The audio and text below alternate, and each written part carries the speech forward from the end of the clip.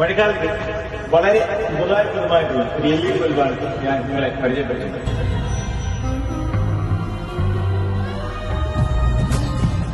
ഇതാണ് inverter LED emergency.